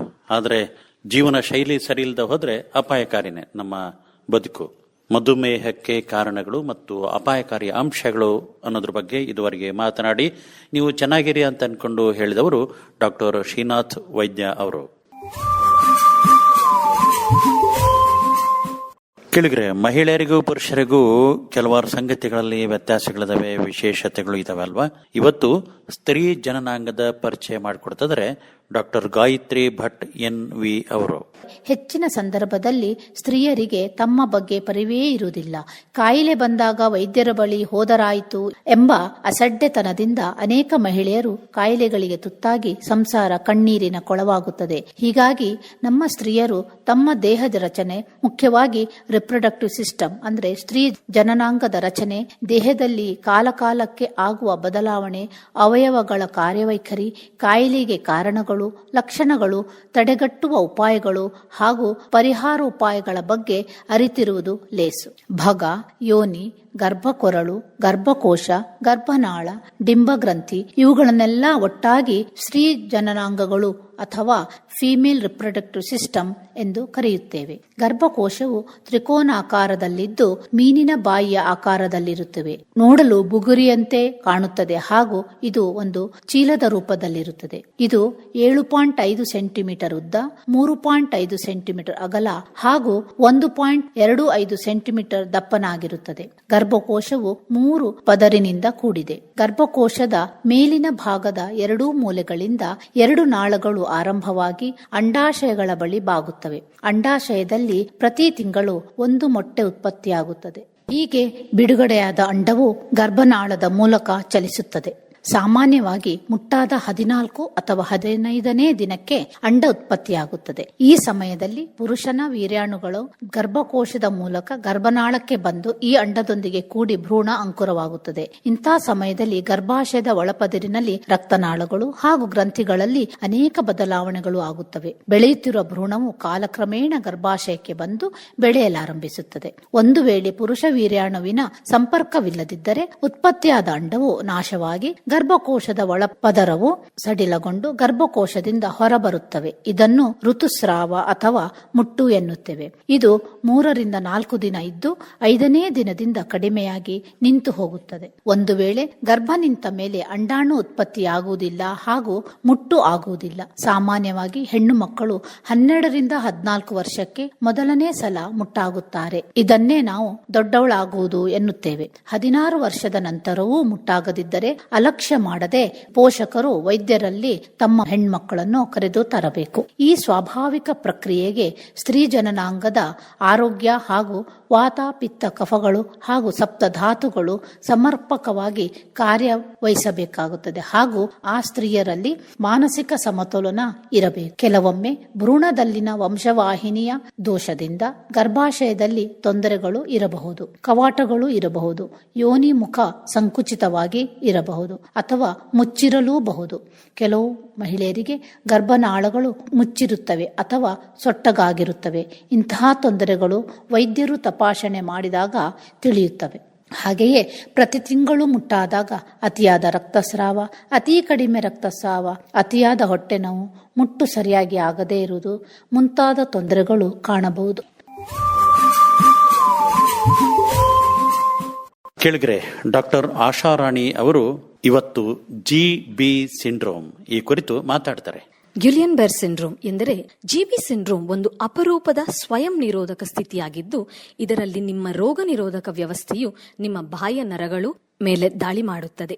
GB ಸಿಂಡ್ರೋಮ್ ಇದು ಸಾಮಾನ್ಯವಾಗಿ 30 ರಿಂದ 50 ವರ್ಷದ ವಯಸ್ಸಿನ ಜನರ ಮೇಲೆ ಪರಿಣಾಮ ಬೀರುತ್ತದೆ. ಪ್ರತಿ ವರ್ಷ ವಿಶ್ವಾದ್ಯಂತ ಸುಮಾರು 1 ಲಕ್ಷ ಜನರು GBSಗೆ ತುತ್ತಾಗುತ್ತಾರೆ. ಈ ಕಾಯಿಲೆಗೆ ಕಾರಣಗಳೇನು ತಿಳಿದುಕೊಳ್ಳೋಣ. ವೈರಸ್ ಅಥವಾ ಬ್ಯಾಕ್ಟೀರಿಯಾದ ಸೋಂಕಿನ ನಂತರ ಸಂಭವಿಸುತ್ತದೆ. ಇದು ಪ್ರತಿರಕ್ಷಣಾ ವ್ಯವಸ್ಥೆಯು ದೇಹದ ಮೇಲೆಯೇ ದಾಳಿ ಮಾಡಲು ಕಾರಣವಾಗುತ್ತದೆ. ಗ್ಯಾಸ್ಟ್ರೋಎಂಟರೈಟಿಸ್ ಅಂದರೆ ವಾಕರಿಕೆ, ವಾಂತಿ ಮತ್ತು ಅತಿಸಾರದ ಲಕ್ಷಣಗಳು ಸೇರಿದಂತೆ ಬರುವ ಕಾಯಿಲೆ GBSಗೆ ಸಾಮಾನ್ಯ ಅಪಾಯಕಾರಿ ಅಂಶಗಳಲ್ಲಿ ಒಂದಾಗಿದೆ. ಸೈಟೋಮೆಗಲೋವೈರಸ್, ಎಪ್ಸ್ಟಿನ್ ಬಾರ್ ವೈರಸ್ ಮತ್ತು ಜಿಕಾ ವೈರಸ್ ಸೇರಿದಂತೆ ಜ್ವರ ಅಥವಾ ಇತರ ವೈರಲ್ ಸೋಂಕುಗಳನ್ನು ಹೊಂದಿದ ಜನರು GBS ಅನ್ನು ಸಹ ಅಭಿವೃದ್ಧಿಪಡಿಸಬಹುದು. ಅಪರೂಪದ ಸಂದರ್ಭಗಳಲ್ಲಿ ಲಸಿಕೆಗಳು ಜನರಿಗೆ GBS ಬರುವ ಅಪಾಯವನ್ನು ಹೆಚ್ಚಿಸಬಹುದು. ಸೋಂಕನ್ನು ತಡೆಗಟ್ಟಲು ನೀಡಲಾದ ಲಸಿಕೆಗಿಂತ ಈ ಸಂದರ್ಭದಲ್ಲಿ ಫ್ಲೂ ಲಸಿಕೆಯಿಂದ ಜನರು GBS ಪಡೆಯುವ ಸಾಧ್ಯತೆ ಹೆಚ್ಚು ಎಂದು ಅಧ್ಯಯನಗಳು ತೋರಿಸುತ್ತವೆ. ಕೆಲವೊಮ್ಮೆ ಶಸ್ತ್ರಚಿಕಿತ್ಸೆಯು GBS ಅನ್ನು ಪ್ರಚೋದಿಸಬಹುದು. GB ಸಿಂಡ್ರೋಮ್ ನಿಮ್ಮ ಬಾಹ್ಯ ನರಗಳ ಮೇಲೆ ಪರಿಣಾಮ ಬೀರುತ್ತದೆ. ಇದು ಸ್ನಾಯು ಚಲನೆ, ನೋವು ಸಂಕೇತಗಳು ಮತ್ತು ತಾಪಮಾನ ಮತ್ತು ಸ್ಪರ್ಶ ಸಂವೇದನೆಗಳನ್ನು ನಿಯಂತ್ರಿಸುತ್ತದೆ. GB ಸಿಂಡ್ರೋಮ್ನ ಮೊದಲ ಲಕ್ಷಣಗಳು ಸ್ನಾಯು ದೌರ್ಬಲ್ಯ, ಜುಮ್ ಎನಿಸುವಿಕೆ, ಸಂವೇದನೆಗಳು ಇದ್ದಕ್ಕಿದ್ದಂತೆ ಕಾಣಿಸಿಕೊಳ್ಳುತ್ತವೆ. ಅವು ಸಾಮಾನ್ಯವಾಗಿ ನಿಮ್ಮ ದೇಹದ ಎರಡೂ ಬದಿಗಳ ಮೇಲೆ ಪರಿಣಾಮ ಬೀರುತ್ತವೆ. ಪಾದಗಳು ಮತ್ತು ಕಾಲುಗಳಲ್ಲಿ ಪ್ರಾರಂಭವಾಗಿ ನಿಮ್ಮ ತೋಳುಗಳು ಮತ್ತು ಮುಖಕ್ಕೆ ಹರಡುತ್ತವೆ. ನಡೆಯಲು ಮೆಟ್ಟಿಲುಗಳನ್ನು ಹತ್ತಲು ಕಷ್ಟವಾಗಬಹುದು. GBSನ ತೀವ್ರತೆಯು ತುಂಬಾ ಸೌಮ್ಯದಿಂದ ತೀವ್ರವಾಗಬಹುದು. ನಿಮ್ಮ ಬೆನ್ನು ಅಥವಾ ಕಾಲುಗಳಲ್ಲಿ ಆಳವಾದ ಸ್ನಾಯು ನೋವು, ನಿಮ್ಮ ಕಾಲುಗಳು, ತೋಳುಗಳು ಅಥವಾ ಮುಖದ ಸ್ನಾಯುಗಳ ಪಾರ್ಶ್ವವಾಯು GBS ಹೊಂದಿರುವ 3 ಜನರಲ್ಲಿ 1 ಜನರ ಮೇಲೆ ಪರಿಣಾಮ ಬೀರುತ್ತದೆ. ಮಾತನಾಡಲು ಮತ್ತು ನುಂಗಲು ತೊಂದರೆಯಾಗಬಹುದು. ನಿಮ್ಮ ಕಣ್ಣುಗಳನ್ನು ಚಲಿಸುವಲ್ಲಿ ತೊಂದರೆ ಮತ್ತು ದೃಷ್ಟಿ ಸಮಸ್ಯೆಗಳು, ಇದು ಪಾರ್ಶ್ವವಾಯುವಿಗೂ ಕಾರಣವಾಗಬಹುದು. ಹೆಚ್ಚಿನ ಜನರು ಲಕ್ಷಣಗಳು ಕಾಣಿಸಿಕೊಂಡ ಮೊದಲು 2 ವಾರಗಳಲ್ಲಿ ಅತ್ಯಂತ ತೀವ್ರ ದೌರ್ಬಲ್ಯದ ಹಂತವನ್ನು ತಲುಪುತ್ತಾರೆ. 3ನೇ ವಾರದ ಹೊತ್ತಿಗೆ ಸುಮಾರು 90% ಜನರು ತಮ್ಮ ಅತ್ಯಂತ ದುರ್ಬಲ ಸ್ಥಿತಿಯಲ್ಲಿರುತ್ತಾರೆ. ಈ GB ಸಿಂಡ್ರೋಮ್ನ ತಡೆಗಟ್ಟುವುದಾದರೂ ಹೇಗೆ? ನಿಮ್ಮ ಕೈಗಳನ್ನು ಪದೇ ಪದೇ ತೊಳೆಯುವುದು, ಹೊಟ್ಟೆ ಜ್ವರ ಅಥವಾ ಇತರ ಸೋಂಕು ಇರುವವರಿಂದ ದೂರವಿರಿ. ನಿಮ್ಮ ರೋಗ ನಿರೋಧಕ ಶಕ್ತಿಯನ್ನು ಹೆಚ್ಚಿಸಲು ಆರೋಗ್ಯಕರವಾದ ವಸ್ತುಗಳನ್ನು ತಿನ್ನಿರಿ ಮತ್ತು ನಿಯಮಿತವಾಗಿ ವ್ಯಾಯಾಮ ಮಾಡಿ. ಟೇಬಲ್ಗಳು ಮತ್ತು ಕೌಂಟರ್ ಟಾಪ್, ಆಟಿಕೆಗಳು, ಬಾಗಿಲ ಹಿಡಿಕೆಗಳು, ಫೋನ್ಗಳು ಮತ್ತು ಸ್ನಾನಗೃಹದ ನೆಲವಸ್ತುಗಳಂತಹ ಸಾಮಾನ್ಯ ಮೇಲ್ಮೈಗಳನ್ನು ಸ್ವಚ್ಛಗೊಳಿಸಿ ಮತ್ತು ಸೋಂಕು ರಹಿತಗೊಳಿಸಿ. ಮೊಟ್ಟೆಗಳು, ಮೀನು ಮತ್ತು ಕೋಳಿ ಮಾಂಸವನ್ನು ಸರಿಯಾಗಿ ಬೇಯಿಸಿ ಉಪಯೋಗಿಸಬೇಕು. ಸರಿಯಾಗಿ ಬೇಯಿಸಿದ ತರಕಾರಿಗಳನ್ನು ಅಥವಾ ಪನ್ನೀರ್ ಇತ್ಯಾದಿಗಳನ್ನು ಸೇವಿಸಬೇಕು. ಪಾಶ್ಚೀಕರಿಸಿದ ಹಾಲನ್ನು ಕುಡಿಯಬೇಕು. ಶುದ್ಧ ಸಂಸ್ಕರಿಸಿದ ನೀರನ್ನು ಕುಡಿಯಬೇಕು. ಕೆಳಗರೆ ಹೊಸ ಹೊಸ ಕಾಯಿಲೆಗಳು ಸೃಷ್ಟಿ ಆಗ್ತಾ ಇರ್ತವೆ. ಇವತ್ತು ಈ ಕಾರ್ಯಕ್ರಮದಲ್ಲಿ GB ಸಿಂಡ್ರೋಮ್ ಈ ಕುರಿತು ಮಾತನಾಡಿದವರು ಡಾಕ್ಟರ್ ಆಶಾ ರಾಣಿ ಅವರು. ಕಣ್ಣಿನ ಗೀಚು ಈ ಕುರಿತು ಈಗ ವಿಚಾರ ಪ್ರಸ್ತಾಪ ಡಾಕ್ಟರ್ ಗುರುರಾಜ್ ಅನಿಲ್ ಭಟ್ ಅವರಿಂದ. ಕಣ್ಣಿನಿಂದ ಬಿಳಿ ಅಥವಾ ಹಳದಿ ಬಣ್ಣದ ಜಿಗುಟಿನಂತಹ ದ್ರವ ಬರುವುದಕ್ಕೆ ಗೀಜು ಎಂದು ಹೆಸರು. ಯಾವಾಗಲೂ ಕಾಣಿಸಿಕೊಳ್ಳುವಂತಹ ಗೀಜು ರೋಗದ ಸಂಕೇತವಾಗಿರಬಹುದು. ಹಲವಾರು ಬಾರಿ ನೀವು ಗಮನಿಸಿರಬಹುದು, ಬೆಳಿಗ್ಗೆ ಹಾಸಿಗೆಯಿಂದ ಏಳುವಾಗ ಕಣ್ಣಿನ ಒಂದು ಬದಿಯಲ್ಲಿ ಸ್ವಲ್ಪ ಪ್ರಮಾಣದಲ್ಲಿ ಗೀಜು ಕಟ್ಟಿಕೊಂಡಿರುತ್ತದೆ. ಮುಖವನ್ನು, ಕಣ್ಣುಗಳನ್ನು ನೀರಿನಿಂದ ತೊಳೆದ ನಂತರ ಅದು ಇರುವುದಿಲ್ಲ. ಆದರೆ ಆಮೇಲೂ ಕೂಡ ಕಣ್ಣಿನಲ್ಲಿ ಗೀಜು ಕಾಣಿಸಿಕೊಂಡರೆ, ಅತಿಯಾಗಿ ಕಣ್ರೆಪ್ಪೆಗಳು ಅಂಟಿಕೊಂಡಿದ್ದರೆ, ಪದೇ ಪದೇ ನೀರಿನಿಂದ ತೊಳೆದ ಮೇಲೂ ಪುನಃ ಗೀಜು ಕಾಣಿಸಿಕೊಂಡರೆ ಪ್ರಾಯಶಃ ಅದು ರೋಗದ ಚಿಹ್ನೆಯಾಗಿರಬಹುದು. ಕಣ್ಣಿನ ವಿವಿಧ ರೀತಿಯ ಅಲರ್ಜಿಗಳಲ್ಲಿ ಕೆಂಗಣ್ಣು ಅಥವಾ ಕಂಜಂಕ್ಟಿವೈಟಿಸ್ ಅಥವಾ ಮಡ್ರಾಸೈ ಎಂದು ಸಾಮಾನ್ಯವಾಗಿ ನಾವು ಹೇಳ್ತೇವೆ, ಈ ತೊಂದರೆಯಲ್ಲಿ, ಈ ಕೆಂಗಣ್ಣಿನ ಅನೇಕ ಉಪದ್ರವಗಳಲ್ಲಿ, ಕಣ್ರೆಪ್ಪೆ ಬುಡದಲ್ಲಿ ಉಂಟಾಗುವಂತಹ ಉರಿಯೂತದಲ್ಲಿ, ಈ ಕಣ್ಣಿನ ಲಿಡ್ಗಳ ಹೊರಚಾಚುವಿಕೆಯಲ್ಲಿ, ಅನೇಕ ರೀತಿಯ ವೈರಾಣುಗಳಿಂದ ಉಂಟಾಗುವ ಕಾರ್ನಿಯದ ಸೋಂಕಿನ ರೋಗಗಳಲ್ಲಿ, ಮೂಗು ಮತ್ತು ಬಾಯಿನ ಮೇಲಂಗಳದಲ್ಲಿ ಉಂಟಾಗುವಂತಹ ಉರಿಯೂತದಲ್ಲಿ, ಹೂವಿನ, ಭತ್ತದ, ತೆನೆಯ ಪುಷ್ಪಧೂಳು ಅಥವಾ ಪರಾಗ ಅಲರ್ಜಿಯಿಂದ ಮತ್ತು ವ್ಯಕ್ತಿಯ ಕಣ್ಣೀರಿನ ಸ್ನಿಗ್ಧಾಂಶದ ಪದರದಲ್ಲಿ ಈ ಸ್ನಿಗ್ಧಾಂಶ ಅತಿಯಾಗಿ ಜಾಸ್ತಿಯಾದವಾಗ, ಕಣ್ಣೀರಿನ ಮಾರ್ಗದಲ್ಲಿ ಉಂಟಾಗುವ ವಿವಿಧ ರೀತಿಯ ಸೋಂಕುಗಳಲ್ಲಿ, ಕಣ್ಣೀರಿನ ಚೀಲದ ಒಂದು ಉರಿಯೂತ, ಕಣ್ಣು ಹಾಗೂ ಮೂಗನ್ನು ಸಂಪರ್ಕಿಸುವಂತಹ ನಾಳದಲ್ಲಿ ಏನಾದರೂ ತೊಂದರೆ ಉಂಟಾಗಿದ್ದಲ್ಲಿ ಅಥವಾ ಅದರ ಸೋಂಕಿನ ಕಾರಣದಲ್ಲಿ, ಅತಿಯಾಗಿ ಮೊಸರು ಮತ್ತು ಉದ್ದಿನ ಪದಾರ್ಥಗಳ ಸೇವನೆಯಿಂದ, ಕಣ್ಣಿನಲ್ಲಿ ಕಸ, ಕಡ್ಡಿ, ಧೂಳು ಇತ್ಯಾದಿ ಹೊರಗಿನ ವಸ್ತುಗಳು ಸೇರಿಕೊಂಡಾಗ, ಅತಿಯಾದ ಭೋಜನವನ್ನು ಸೇವಿಸಿ ನಂತರ ಹಗಲು ನಿದ್ದೆಯನ್ನ ಮಾಡಿದಾಗ, ಹಾಗೂ ಅತಿಯಾದ ಪ್ರಮಾಣದಲ್ಲಿ ಮಾಂಸ ಮತ್ತು ಮದ್ಯವಿಕಾರಗಳ ಸೇವನೆಯಿಂದ ಈ ಕಣ್ಣಿನಲ್ಲಿ ಅತಿಯಾಗಿ ಗೀಜು ಕಾಣಿಸಿಕೊಳ್ಳಬಹುದು. ಸೋಂಕಿನ ಪ್ರಮಾಣ ಹೆಚ್ಚಾಗಿದ್ದಲ್ಲಿ ಗೀಜು ಹೆಚ್ಚು ತಿಳಿಯಾಗಿರದೆ ಗಟ್ಟಿಯಾಗಿರುತ್ತದೆ ಮತ್ತು ಈ ಸೋಂಕಿನ ಪ್ರಮಾಣ ಹೆಚ್ಚಾದವಾಗ ಗಾಢವಾದ ಹಳದಿ ಬಣ್ಣವನ್ನ ಹೊಂದಿರುತ್ತದೆ. ಆಯುರ್ವೇದದಲ್ಲಿ ಕಣ್ಣಿಗಾಗಿ ವಿಶೇಷ ಚಿಕಿತ್ಸೆಗಳನ್ನ ಕ್ರಿಯಾಕಲ್ಪ ಎಂಬ ಶೀರ್ಷಿಕೆ ಅಡಿಯಲ್ಲಿ ನೀಡಲಾಗಿದೆ. ಇದರಲ್ಲಿ ತ್ರಿಫಲಾ ಕಷಾಯದಿಂದ ಮಾಡುವಂತಹ ಸೇಕ ಈ ಒಂದು ಕಣ್ಣಿನಿಂದ ಗೀಜು ಬರುವುದಕ್ಕೆ ಹೆಚ್ಚು ಪರಿಣಾಮಕಾರಿಯಾಗಿರುತ್ತದೆ. ಮುಂಜಾಗ್ರತಾ ಕ್ರಮವಾಗಿ ತಲೆದಿಂಬು, ಹಾಸಿಗೆ ಮತ್ತು ಹೊದಿಕೆಗಳನ್ನು ನಿಯಮಿತವಾಗಿ ಸ್ವಚ್ಛಗೊಳಿಸಬೇಕು. ಧೂಳಿನಲ್ಲಿ ಸಂಚರಿಸುವಾಗ ಕಣ್ಣಿಗೆ ಸೂಕ್ತವಾದ ಕನ್ನಡಕಗಳನ್ನು ಧರಿಸಬೇಕು. ಕಣ್ಣಿನ ಸೋಂಕು ಇದ್ದಾಗ ಒಬ್ಬರು ಬಳಸಿದಂತಹ ಟಾವಲ್, ಕರವಸ್ತ್ರ, ಸೋಪು ಇತ್ಯಾದಿಗಳನ್ನ ಇನ್ನೊಬ್ಬರು ಬಳಸಬಾರದು. ಶೃಂಗಾರ ಸಾಧನಗಳನ್ನು ಬಳಸುವಾಗ ಅತ್ಯಂತ ಎಚ್ಚರವನ್ನು ವಹಿಸಬೇಕಾಗುತ್ತದೆ. ಕೃತ್ರಿಮ, ಕಳಪೆ ಮಟ್ಟದ ಗುಣಮಟ್ಟಗಳಿಂದ ಮಾಡಿದಂತಹ ಶೃಂಗಾರ ಸಾಧನಗಳನ್ನ ಸಾಧ್ಯವಾದಷ್ಟು ಬಳಸಬಾರದು. ಯಾಕೆಂದರೆ ಇದರಿಂದ ಹಲವಾರು ರೀತಿಯ ಕಣ್ಣಿನ ಸಮಸ್ಯೆಗಳು ಬರಬಹುದು. ಇದರಲ್ಲಿ ಗೀಜಿನ ಸಮಸ್ಯೆಯೂ ಒಂದು. ಬಿಸಿಲಿನಿಂದ ಬಂದ ತಕ್ಷಣ ತಣ್ಣೀರಿನಿಂದ ತಲೆ ಸ್ನಾನವನ್ನ ಮಾಡಲೇಬಾರದು. ಇದು ಕೂಡ ಒಂದು ಕಣ್ಣಿನಿಂದ ಗೀಜು ಬರುವುದಕ್ಕೆ ಪ್ರಮುಖವಾದ ಕಾರಣವಾಗಿರುತ್ತದೆ. ಯಾವುದೇ ಒಂದು ಈ ರೀತಿಯ ಗೀಜು ಅತಿಯಾಗಿ ಕಾಣಿಸಿಕೊಂಡಲ್ಲಿ ತಕ್ಷಣವೇ ವೈದ್ಯರನ್ನ ಸಂಪರ್ಕಿಸಿ ಸೂಕ್ತವಾದ ಚಿಕಿತ್ಸೆಯನ್ನು ಪಡೆಯುವುದು ಉತ್ತಮ. ಕೆಳಗರೆ ಕಣ್ಣಿನ ಗೀಜು ಕುರಿತಂತೆ ಇಲ್ಲಿವರೆಗೂ ಮಾತನಾಡಿದವರು ಡಾಕ್ಟರ್ ಗುರುರಾಜ್ ಅನಿಲ್ ಭಟ್ ಅವರು. ಕೆಳಗರೆ ನಿತ್ಯ ಸೇವನೆಯ ಆಹಾರ ದ್ರವ್ಯಗಳು ಈ ಕುರಿತು ಈಗ ಮಾತಾಡ್ತಿದ್ರೆ ಡಾಕ್ಟರ್ ಶರತ್ ಅವರು. ಆಯುರ್ವೇದವು ರೋಗಗಳ ಚಿಕಿತ್ಸೆಯ ಜೊತೆಗೆ ರೋಗದ ನಿರೋಧನೆಯಲ್ಲಿ ಕೂಡ ಬಹಳ ಮಹತ್ವದ ಪಾತ್ರವನ್ನು ವಹಿಸುತ್ತದೆ. ಅದರಲ್ಲಿ ಆಹಾರ, ವಿಹಾರ ಮತ್ತು ಆಚಾರಗಳೆಲ್ಲ ಇವೆ. ಇದರಲ್ಲಿ ಆಹಾರವೇ ಅತ್ಯಂತ ಮುಖ್ಯವಾದ ಸ್ತಂಭ. ಆಚಾರ್ಯ ಸುಶ್ರುತರ ಪ್ರಕಾರ ಆಹಾರವು ಜೀವನ ಶಕ್ತಿಯನ್ನು ಹೆಚ್ಚಿಸುತ್ತದೆ ಮತ್ತು ನಮ್ಮ ದೇಹವನ್ನು ಬಲಿಷ್ಠವಾಗಿಸುತ್ತದೆ. ಆಚಾರ್ಯ ಕಶ್ಯಪರು ಸ್ಪಷ್ಟವಾಗಿ ಹೇಳಿದ್ದಾರೆ, ಆಹಾರಕ್ಕೆ ಸಮನಾದ ಯಾವುದೇ ಔಷಧ ಇಲ್ಲ ಅಂತ. ಸರಿಯಾದ ಆಹಾರವನ್ನು ಉಪಯೋಗಿಸಿ ಒಬ್ಬ ವ್ಯಕ್ತಿಯನ್ನು ರೋಗ ಮುಕ್ತನಾಗಲು ಸಾಧ್ಯವಾಗುತ್ತದೆ ಮತ್ತು ಆಚಾರ್ಯ ಕಶ್ಯಪರು ಆಹಾರವನ್ನು ಮಹಾಭೈಷಜ ಎಂದು ಹೇಳಿದ್ದಾರೆ. ಆದ್ದರಿಂದ ಆರೋಗ್ಯಕರ ಜೀವನಕ್ಕಾಗಿ ಆಚಾರ್ಯರು ಆರೋಗ್ಯಕರ ಮತ್ತು ಪೌಷ್ಟಿಕವಾದ ಕೆಲವು ನಿತ್ಯ ಸೇವನೆಯ ಆಹಾರ ದ್ರವ್ಯಗಳ ಪಟ್ಟಿ ಮಾಡಿದ್ದಾರೆ. ನಿತ್ಯ ಸೇವನೆಯ ಆಹಾರ ದ್ರವ್ಯಗಳು ಆರೋಗ್ಯದ ನಿರ್ವಹಣೆ, ಸರಿಯಾದ ದೇಹದ ಬೆಳವಣಿಗೆ ಮತ್ತು ಅಭಿವೃದ್ಧಿಗೆ ಅಗತ್ಯವಿರುವ ಎಲ್ಲ ದ್ರವ್ಯಗಳನ್ನು ಹೊಂದಿರುತ್ತದೆ. ನಿತ್ಯ ಸೇವನೆಯ ಆಹಾರ ದ್ರವ್ಯಗಳ ಪಟ್ಟಿ ಈ ಮುಂದಿನಂತಿದೆ: ಷಷ್ಠಿಕಶಾಲಿ, ಜೋಳ, ಹೆಸರುಬೇಳೆ, ಉಪ್ಪು, ನೆಲ್ಲೆಕಾಯಿ, ಹಸುವಿನ ತುಪ್ಪ, ಹಸುವಿನ ಹಾಲು, ಜೇನುತುಪ್ಪ. ಮೊದಲನೇದಾಗಿ ಷಷ್ಠಿಕಶಾಲಿ. ಇದು ಒಂದು ಪ್ರಕಾರದ ಭತ್ತವಾಗಿದ್ದು, ಯಾವ ಭತ್ತವು 60 ದಿನಗಳಲ್ಲಿ ಇಳುವರಿಗೆ ಬರುತ್ತೋ ಅದಕ್ಕೆ ಷಷ್ಠಿಕಶಾಲಿ ಅನ್ನುತ್ತೇವೆ. ಇದು ಲಘು ಮತ್ತು ಮೃದುಗುಣವಾಗಿದ್ದು, ಷಷ್ಠಿಕಶಾಲಿಯು ಧಾತುವರ್ಧಕ, ಶುಕ್ರಜನನ ಮತ್ತು ಬಲ್ಯ ಗುಣಗಳನ್ನು ಹೊಂದಿದೆ. ಎರಡನೆಯದಾಗಿ ಹೆಸರುಬೇಳೆ. ಇದರಲ್ಲಿ ಮಧುರ ಮತ್ತು ಕಷಾಯ ರಸವನ್ನು ಹೊಂದಿದ್ದು, ಇದು ಗ್ರಾಹಿ, ಬಲ್ಯ, ಪುಷ್ಟಿಕರ, ವರ್ಣ ಮತ್ತು ಕಣ್ಣಿಗೆ ಒಳ್ಳೆಯದು. ಮೂರನೆಯದಾಗಿ ಜೋಳ. ಇದರಲ್ಲಿ ಬಲ್ಯ, ವೃಷ್ಯ, ಅಗ್ನಿದೀಪಕ ಗುಣಗಳನ್ನು ಹೊಂದಿದ್ದು, ಇದು ಲೇಖನ ಕರ್ಮದ ನಿಮಿತ್ತ ಇದನ್ನು ವಾತರಕ್ತ, ಪ್ರಮೇಹಗೆ, ಬಾಯಾರಿಕೆ, ಶ್ವಾಸ, ಕೆಮ್ಮು, ಕಂಠ ಮತ್ತು ಚರ್ಮ ರೋಗಗಳಿಗೆ ಸೂಚಿಸಲಾಗಿದೆ. ನಾಲ್ಕನೆಯದಾಗಿ ಉಪ್ಪು. ಉಪ್ಪು ಅಗ್ನಿದೀಪನ ಮತ್ತು ಆಹಾರದ ರುಚಿಯನ್ನು ಹೆಚ್ಚಿಸಲು ಬಳಕೆಯಾಗುತ್ತದೆ. ಐದನೆಯದಾಗಿ ನೆಲ್ಲೆಕಾಯಿ. ನೆಲ್ಲೆಕಾಯಿ ವಿಟಮಿನ್ ಸಿ ಯಲ್ಲಿ ತುಂಬಾ ಶ್ರೀಮಂತವಾಗಿದ್ದು, ಇದು ವಿಶೇಷವಾಗಿ ಕಣ್ಣು, ಹೃದಯ ಮತ್ತು ಜೀರ್ಣಕಾರಿ ಅಂಗಾಂಗಗಳಿಗೆ ಪೋಷಕವಾಗಿದೆ. ನೆಲ್ಲೆಕಾಯಿ ಜಠರಾಮ್ಲಗಳ ಸಮತೋಲನವನ್ನು ಕಾಪಾಡಲು ತುಂಬಾ ಪರಿಣಾಮಕಾರಿಯಾಗಿದೆ. ಆರನೆಯದಾಗಿ ಹಸುವಿನ ತುಪ್ಪ. ತುಪ್ಪ ದೇಹದಿಂದ ವಿಷಕಾರಿ ಪದಾರ್ಥಗಳನ್ನು ತೆಗೆದುಹಾಕುತ್ತದೆ ಮತ್ತು ವ್ರಣಶೋಧಕ ಮತ್ತು ವ್ರಣರೂಪಕವಾಗಿ ಕಾರ್ಯನಿರ್ವಹಿಸುತ್ತದೆ. ಇದು ನೆನಪು, ಬುದ್ಧಿ, ದೇಹದ ವೈಯಕ್ತಿಕ ಸೌಂದರ್ಯವನ್ನು ಹೆಚ್ಚಿಸುತ್ತದೆ. ಇದು ರಸ, ರಕ್ತ, ಶುಕ್ರಧಾತುಗಳಿಗೆ ಹಿತಕರವಾಗಿದ್ದು, ಇದರಲ್ಲಿ ಒಮೆಗಾ 3 ಕೊಬ್ಬಿನಾಮ್ಲಗಳಿವೆ. ಇವು ಹೃದಯ ಸಹಾಯಕ ಆರೋಗ್ಯವನ್ನು, ಹೃದಯ ಕಾಯಿಲೆ ಮತ್ತು ರಕ್ತದ ಒತ್ತಡ ಮುಂತಾದ ಕಾಯಿಲೆ ಪ್ರಕ್ರಿಯೆಯನ್ನು ನಿಯಂತ್ರಿಸುತ್ತದೆ. ಏಳನೇದಾಗಿ ಹಸುವಿನ ಹಾಲು. ಇದು ಮಧುರ ರಸ, ವಿಪಾಕ ಮತ್ತು ಶೀತವೀರ್ಯ ಗುಣ ಹೊಂದಿದ್ದು, ಇದನ್ನು ಆಜನ್ಮ ಸಾತ್ಮೆ ಎಂದು ಕರೆಯಲಾಗುತ್ತದೆ. ಇದರಲ್ಲಿ ರಸಾಯನ, ಜೀವನೀಯ, ಮೇದ್ಯ, ಬಲ್ಯ, ಔಜವರ್ಧಕ, ಸ್ತನ್ಯಜನನ ಮುಂತಾದ ಗುಣಗಳಿಂದ ಕೂಡಿದೆ. ಹಸುವಿನ ಹಾಲು ಮತ್ತು ತುಪ್ಪ ನಿಯಮಿತವಾಗಿ ಸೇವಿಸುವುದರಿಂದ ದೇಹದ ಜೀವನ ಶಕ್ತಿಯನ್ನು ಹೆಚ್ಚಿಸುತ್ತದೆ.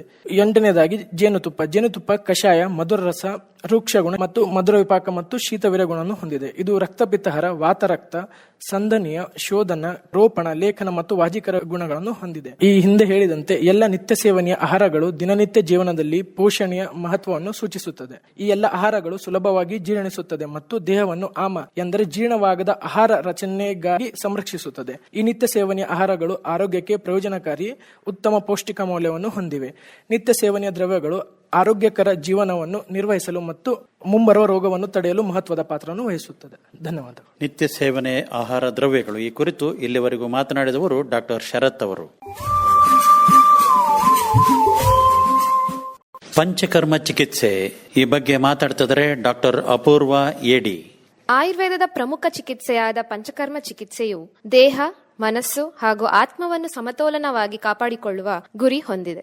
ಶರೀರದ ದೋಷಗಳಾದ ವಾತ, ಪಿತ್ತ, ಕಫಗಳನ್ನು ತೆಗೆದು ದೇಹದ ಧಾತುಗಳನ್ನು ಬಲಪಡಿಸುವ ಪ್ರತಿಕ್ರಿಯೆಯೇ ಪಂಚಕರ್ಮ ಚಿಕಿತ್ಸೆ. ಆರೋಗ್ಯವಂತರಲ್ಲಿ ಆರೋಗ್ಯ ಕಾಪಾಡುವುದು, ರೋಗಿಗಳ ರೋಗ ನಿವಾರಿಸುವುದು ಈ ಚಿಕಿತ್ಸೆಯ ಮೂಲ ಮಂತ್ರವಾಗಿರುತ್ತದೆ. ಪಂಚಕರ್ಮ ಚಿಕಿತ್ಸೆಯು ಮಾನವ ದೇಹವನ್ನು ಪುನರ್ಯೌವನಗೊಳಿಸಲು ಮತ್ತು ನಿರ್ವಿಷಯಗೊಳಿಸಲು ಈ 5 ಪರೀಕ್ಷಿತ ಮತ್ತು ಪ್ರಯತ್ನಿಸಿದ ಆಯುರ್ವೇದ ಚಿಕಿತ್ಸಾ ಪದ್ಧತಿಗಳನ್ನು ಅನ್ವಯಿಸುತ್ತದೆ. ಇದು ದೇಹ, ಮನಸ್ಸು, ಹೃದಯ ಮತ್ತು ಆತ್ಮದ ಸಮತೋಲನವನ್ನು ಪುನಃಸ್ಥಾಪಿಸಲು ಮಾನವ ದೇಹದ ಕಲ್ಮಶಗಳನ್ನು ಶುದ್ಧೀಕರಿಸುತ್ತದೆ. ಇದು ವ್ಯಕ್ತಿಯ ದೇಹವನ್ನು ರೋಗಗಳಿಂದ ಮುಕ್ತಿಗೊಳಿಸುವ ಮತ್ತು ಜೀವನದ ಗುಣಮಟ್ಟವನ್ನು ಹೆಚ್ಚಿಸುತ್ತದೆ. ಪಂಚಕರ್ಮ ಚಿಕಿತ್ಸೆ ಎಂದರೇನು? ರೋಗಿಗಳು ಮತ್ತು ಸೋಂಕುಗಳ ವಿರುದ್ಧ ಹೋರಾಡುವ ವ್ಯಕ್ತಿಯ ಸಹಜ ಸಾಮರ್ಥ್ಯವನ್ನು ಹೆಚ್ಚಿಸಲು ನಡೆಸಲಾಗುವ 5 ಚಿಕಿತ್ಸೆಗಳೇನೆಂದರೆ ವಮನ, ವಿರೇಚನ, ಬಸ್ತಿ, ನಸ್ಯ, ರಕ್ತಮೋಕ್ಷಣ. ಇದರ ಪರಿಣಾಮವಾಗಿ ಪಂಚಕರ್ಮ ಚಿಕಿತ್ಸೆಯು ಆಯುರ್ವೇದ ತತ್ವಗಳು, ಚಿಕಿತ್ಸೆಗಳು ಹಾಗೂ ಮೌಲ್ಯಗಳನ್ನು ಸರ್ವೋತ್ಕೃಷ್ಟವಾಗಿದೆ. ಈ 5 ಚಿಕಿತ್ಸೆಗಳು ಚಯ, ಅಪಚಯ ಕ್ರಿಯೆಯನ್ನು ಉತ್ತೇಜಿಸುವಲ್ಲಿ, ಶಕ್ತಿ ಅನಿರ್ಬಂಧಿಸುವಲ್ಲಿ, ಜೀರ್ಣಾಂಗ ವ್ಯವಸ್ಥೆಯನ್ನು ಬಲಪಡಿಸುವಲ್ಲಿ, ಅಂಗಾಂಶಗಳು ಹಾಗೂ ಜೀವಾಂಶಗಳನ್ನು ಪುನರ್ಯೌವನಗೊಳಿಸುವುದಲ್ಲಿ ಮತ್ತು ಒತ್ತಡವನ್ನು ನಿವಾರಿಸುವುದಲ್ಲಿ ಪರಿಣಾಮಕಾರಿ ಎಂದು ಪರಿಗಣಿಸಲಾಗಿದೆ. ಈ ಸಮಗ್ರ ಚಿಕಿತ್ಸೆಗೆ ಒಳಗಾಗುವ ವ್ಯಕ್ತಿಗಳು ಹೆಚ್ಚಾಗಿ ವರ್ಧಿತ ಸಂತಾನೋತ್ಪತ್ತಿ, ಆರೋಗ್ಯ, ಹೆಚ್ಚಿನ ಸಾಮರ್ಥ್ಯ ಮತ್ತು ದೀರ್ಘಾಯುಷ್ಯ ರೂಪದಲ್ಲಿ ಪ್ರಯೋಜನಗಳನ್ನು ಅನುಭವಿಸುತ್ತಾರೆ. ಚಿಕಿತ್ಸೆಯನ್ನು ಪ್ರಾರಂಭಿಸುವ ಮೊದಲು ಕೇವಲ ಪೂರ್ವ ಸಿದ್ಧತಾ ಹಂತಗಳನ್ನು ಅನುಸರಿಸಬೇಕು. ಇದರಲ್ಲಿ ಸ್ನೇಹನ ಮೊದಲನೆಯದಾಗಿ ವಿಷಕಾರಿ ವಸ್ತುಗಳನ್ನು ಸಡಿಲಗೊಳಿಸುವುದು ಮತ್ತು ದೇಹದಿಂದ ಹೊರಹಾಕಲು ಸಹಾಯ ಮಾಡುತ್ತದೆ.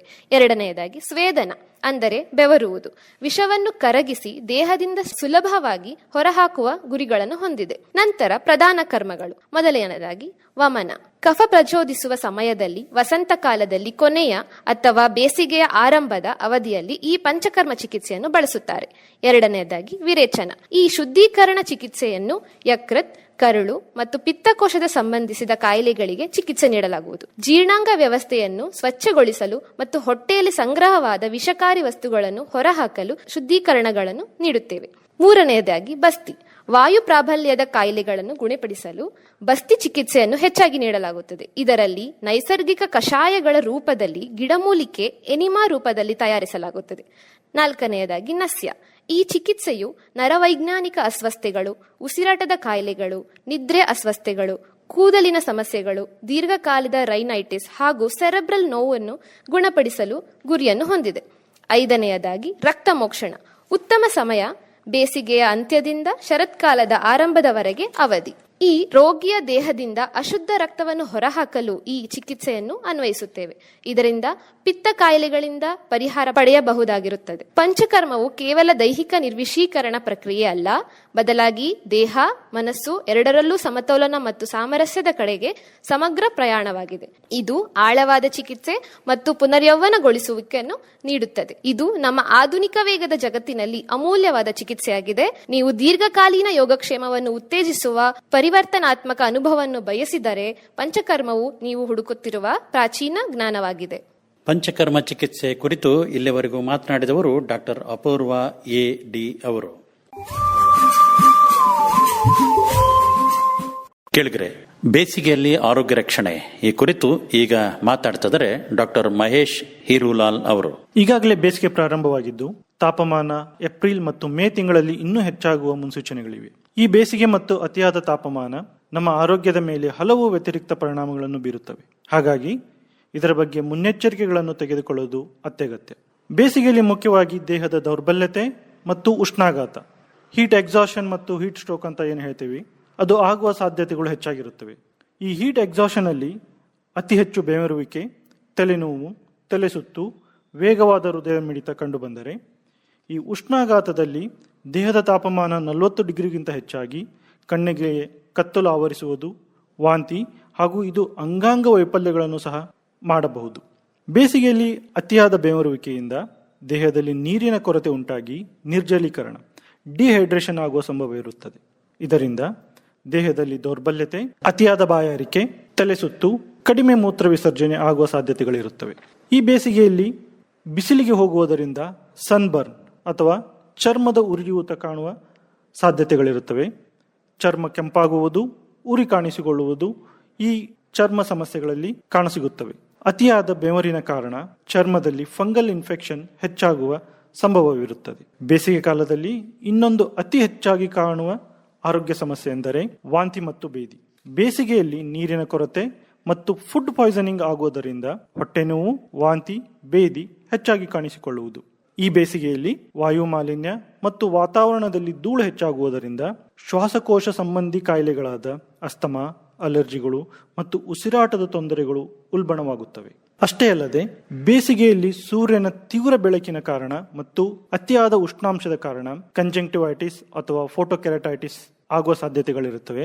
ಇದರಲ್ಲಿ ಕಣ್ಣು ಕೆಂಪಾಗುವುದು, ಉರಿಯುವುದು ಕಾಣಿಸುತ್ತದೆ.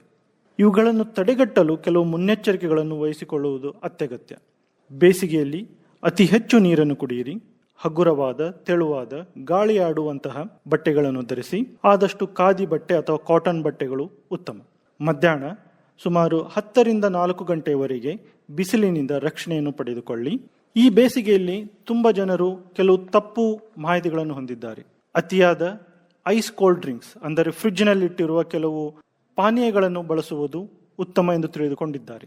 ಇದು ಡಿಹೈಡ್ರೇಷನ್ ಅಲ್ಲಿನೂ ಅತಿಯಾಗಿ ಉಪಯುಕ್ತವಾಗುವುದಿಲ್ಲ ಹಾಗೂ ಇದು ಹಸಿವನ್ನು ಹೋಗಲಾಡಿಸುವುದು. ಹಾಗಾಗಿ ಊಟದಲ್ಲಿ ತಾಜಾ ಹಾಗೂ ಸೊಪ್ಪು, ತರಕಾರಿ ಮತ್ತು ನೀರಿನ ಹೊಂದಿರುವ ಹಣ್ಣುಗಳನ್ನು ಸೇವಿಸಿ. ಕಲ್ಲಂಗಡಿ, ಕರಬೂಜ, ಮೋಸಂಬಿಗಳನ್ನು ಹೆಚ್ಚಾಗಿ ಉಪಯೋಗಿಸಿ. ಎಳೆನೀರು ಬೇಸಿಗೆಯಲ್ಲಿ ದೇಹದ ನಿರ್ಜಲೀಕರಣಗಳನ್ನು ದೂರ ಮಾಡಲು ಅತ್ಯುತ್ತಮವಾದ ಪೇಯವಾಗಿದೆ. ಬೇಸಿಗೆಯಲ್ಲಿ ಹಿತಮಿತವಾದ ಆಹಾರ ಮತ್ತು ಊಟದಲ್ಲಿ ಉಪ್ಪು, ಹುಳಿ, ಖಾರ ಮತ್ತು ಮಸಾಲೆ ಪದಾರ್ಥಗಳನ್ನು ಕಡಿಮೆ ಮಾಡಿ. ಚರ್ಮಕ್ಕೆ ತೆಂಗಿನ ಎಣ್ಣೆ ಅಥವಾ ಶ್ರೀಗಂಧವನ್ನು ಹಚ್ಚಬಹುದು. ಮಧ್ಯಾಹ್ನ ಮತ್ತು ಸಂಜೆ ತಣ್ಣೀರಿನ ಸ್ನಾನ ಒಳ್ಳೆಯದು. ಇಂತಹ ಕೆಲವು ಸಾಮಾನ್ಯ ಮುನ್ನೆಚ್ಚರಿಕೆಗಳನ್ನು ಮತ್ತು ಜೀವನ ಶೈಲಿಯಿಂದ ಬೇಸಿಗೆಯಲ್ಲಿ ಉಂಟಾಗುವ ಆರೋಗ್ಯ ಸಮಸ್ಯೆಗಳಿಂದ ರಕ್ಷಣೆಯನ್ನು ಪಡೆದುಕೊಳ್ಳಬಹುದು. ನಮಸ್ಕಾರ. ಕೆಳಗರೆ ಇದುವರೆಗೆ ಬೇಸಿಗೆಯಲ್ಲಿ ಆರೋಗ್ಯ ರಕ್ಷಣೆ ಈ ಕುರಿತು ಮಾತಾಡಿ ಸಲಹೆ ಕೊಟ್ಟವರು ಡಾಕ್ಟರ್ ಮಹೇಶ್ ಹೀರುಲಾಲ್ ಅವರು. ರಸಾಯನ ಈ ಕುರಿತು ಈಗ ವಿಚಾರ ಪ್ರಸ್ತಾಪ ಡಾಕ್ಟರ್ ಮೇಘನಾ ಕೆ.ಎ. ಅವರಿಂದ. ವಿಶ್ವದಾದ್ಯಂತ ಬಾಲ ವೃದ್ಧರನ್ನದೆ ಎಲ್ಲರೂ ಯೌವನವನ್ನ ಕಾಪಾಡುವಂತಹ, ಮುಪ್ಪನ್ನ ಮುಂದೂಡುವಂತಹ, ದೈಹಿಕ ಮತ್ತು ಮಾನಸಿಕ ಆರೋಗ್ಯವನ್ನ ಸಮಗ್ರವಾಗಿ ವೃದ್ಧಿಸುವಂತಹ ಉಪಾಯಗಳಿಗಾಗಿ ಸದಾ ಕಾತುರಾಗಿರ್ತಾರೆ.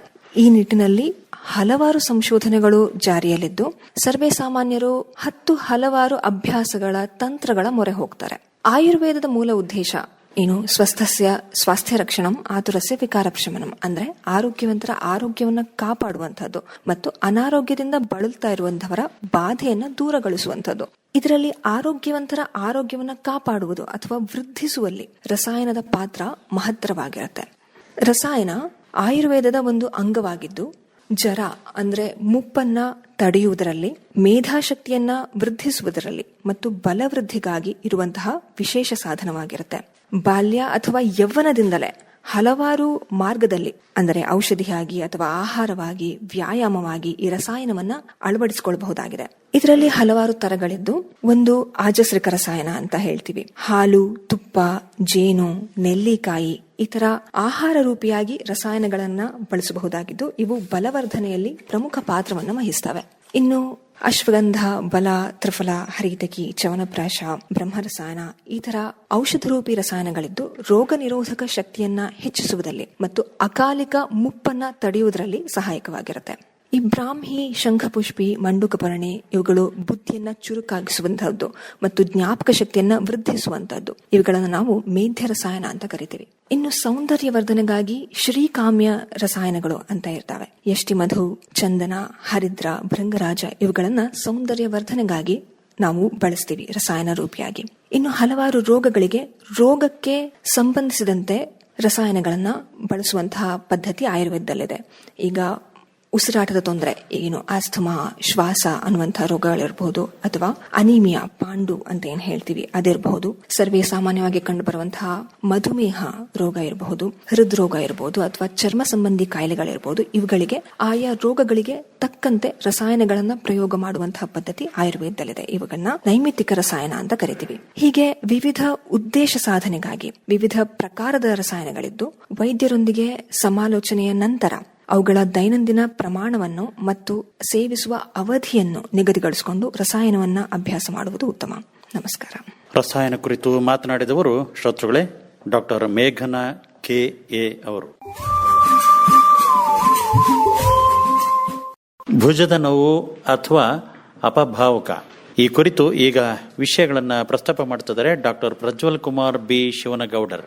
ಆಯುರ್ವೇದದಲ್ಲಿ ಅಪಭಾವಕ ವಾತದೋಷದ ಅತಿವೃದ್ಧಿಯಿಂದ ಉಂಟಾಗುವ ಭುಜ ಸಂಧಿಯ ಸ್ಥಿತಿಯಾಗಿದ್ದು, ಇದರಿಂದ ಭುಜದ ಚಲನೆಯ ಶೀತಲತೆ ಕಡಿಮೆಯಾಗುತ್ತದೆ, ನೋವು ಉಂಟಾಗುತ್ತದೆ ಮತ್ತು ಕೈ ಮೇಲಕ್ಕೆ ಏರಿಸಲು ಕಷ್ಟವಾಗುತ್ತದೆ.